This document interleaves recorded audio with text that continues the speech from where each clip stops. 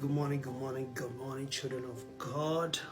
Oh, I am blessed and you are blessed to be highly favored. Highly blessed and highly favored this morning. I want to share a story with you. Please bear me your ears for a second. Once upon a time, there was two brothers, a twin that grew up together. They did a lot of things together, but as they grow, they both had two ways to go. One believed in God a lot, and then the other one believed in God, but his life was just anyhow, walking with God. And so as they grew, the other one, the oldest, got involved with friends, and he liked the things, of friends influence him. When friends did things, he wanted to do it, he wanted to achieve a lot. So he would step on people, he would step on toes, he would do anything to achieve success.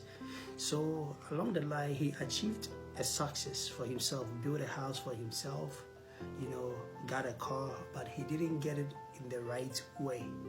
His younger brother, on the other hand, was persistent with the things of God.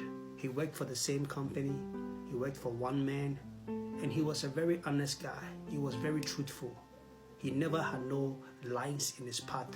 And so what he had done is that one day, it was so amazing that he lived his life in such a way that the company manager saw the way he lived and he wanted to help the kid. And so he called him one day to his office and he said, "You see, I don't have a male child, and I have a daughter, only one daughter, and she's growing, and I'm afraid that this big company, one day when I give it to her, she will lose it.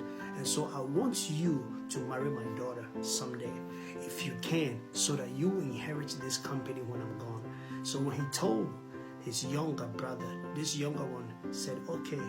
And so the man pursued on and got his daughter and this kid together because he was so honest, and so he couldn't just bear him losing him through this company. So he married his daughter with this man and he inherited this company. Within 1 month, the guy owned a whole company and he owns a mansion. He was very, very successful, and people wondered how he did it. See, the moral of the story is that the Bible says something. It said there is a path that is right in the sight of a man. The end of it thereof is death. When his older brother saw what his brother has done in 1 month, while he has struggled his whole 6-7 years doing things, stepping on people's toes, beating people down, trying to rob people, take from people just to build that 1-bedroom apartment and 1 car, and he has achieved a whole company with multiple cars in a month and a whole mansion for himself, everything together, he was amazed. But let me tell you something. Just the fact that you have pressure on you and you see friends doing this and doing that and doing that and you want to be the same, it's okay, you can go, because there is a path that seems right. It was the biggest way to go. That is the biggest path that every man wants to go. But that path is the end. That it does not bring you peace and joy at night. But the one who went to the narrow way, his younger brother who went to the narrow way, at the end of it all, oh my God, things worked out for his good. Like the book of Romans said in Romans chapter 8 verse 28, he said, "For we know that all things work together for good to them that loves God, to them who are called accordingly to his purpose." Today, if you are in the purpose of God, it doesn't matter how narrow the road looks like. It doesn't matter how rejection is being in your path. It doesn't matter what people are saying or pointing fingers at you.